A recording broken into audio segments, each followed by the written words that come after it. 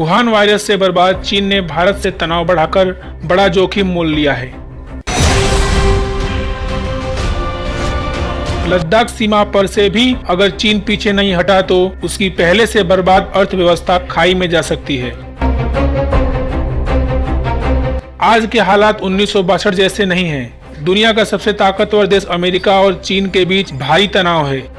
प्रधानमंत्री नरेंद्र मोदी की दोस्ती और दोनों देशों की इकोनॉमी चीन को बड़े सदमे में डाल सकती है। भारत, ऑस्ट्रेलिया, अमेरिका और यूरोप के देशों ने कैसे बदला लिया और चीन की कंपनियां ठप करके लाखों चीनी युवा को बेरोजगार करके चीन को खतरनाक मंदी में कैसे ढकेल दिया है, आगे वीडियो में देखेंगे। तो दोस्तों, अगर आपने हमारे चैनल को अभी तक सब्सक्राइब नहीं किया तो बिना समय गंवाए सब्सक्राइब कर लीजिए। मैं आपके लिए ऐसे ही दुनिया में भारत के बढ़ते कदम की खबरें लाकर आप जैसे भारतीयों को गौरवान्वित करता हूं।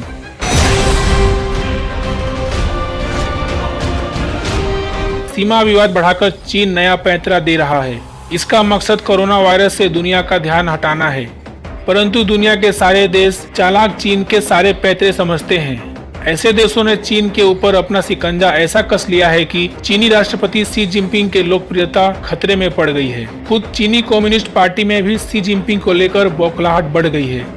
बता दें कि चीन के कुल निर्यात का 17% सिर्फ अमेरिका को जाता है।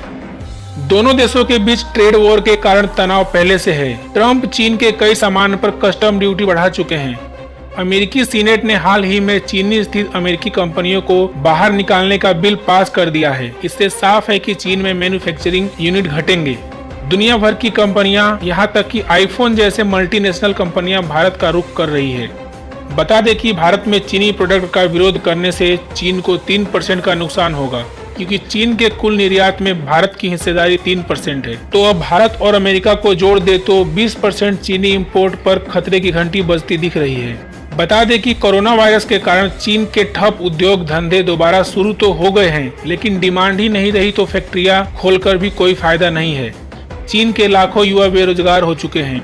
उनमें सत्ता के प्रति असंतोष और आक्रोश की भावना है, परंतु वे किसी भी तरह का विरोध नहीं कर सकते, क्योंकि चीन की कम्युनिस्ट सरकार इसकी इजाजत नहीं देती है। चीन में बेरोजगारी की दर बढ़कर 6% हो चुकी है, जो शी जिनपिंग के लिए खतरे की घंटी है। चीन की इकोनॉमी $13.7 ट्रिलियन है, जो 1976 के बाद पहली बार उसमें 6.8% की गिरावट आई है। चीन अब भयानक मंदी की तरफ बढ़ रहा है। कोरोना वायरस से हुए नुकसान के भरपाई के लिए चीन सरकार ने $672 अरब का पैकेज दिया है, जो जीडीपी के 5% के बराबर है। सरकारी योजनाओं पर 3.15 ट्रिलियन युआन खर्च किया जाएगा और फैक्ट्रियां चलती रहें। इसके बावजूद भी 6.8% की गिरावट की भरपाई नहीं हो पाएगी। भारत के साथ ऑस्ट्रेलिया ने भी चीन को दबोच रखा है। बता दें कि चीन स्टील का सबसे बड़ा आयातक है, जिससे उसकी फैक्ट्रियां 24 घंटे चलती हैं और चीन ये स्टील ऑस्ट्रेलिया से मंगाता है। तो अब ऑस्ट्रेलिया भी स्टील के निर्यात पर रोक लगाएगी। चीन ने ऑस्ट्रेलिया को अमेरिका का कुत्ता तक कह डाला था। चीन ओबोट की आड़ में रणनीतिक तौर पर अहम देशों में भरपूर पैसे झोंक रहा है। अफ्रीका, एशिया और यूरोप के देशों में उसने जमकर सस्ते लोन दिए हैं, परंतु अब इसे जारी रखना मुश्किल हो जाएगा, क्योंकि चीनी आर्थिक इकोनॉमी की कमर टूट गई है और वह गर्त में चली गई है।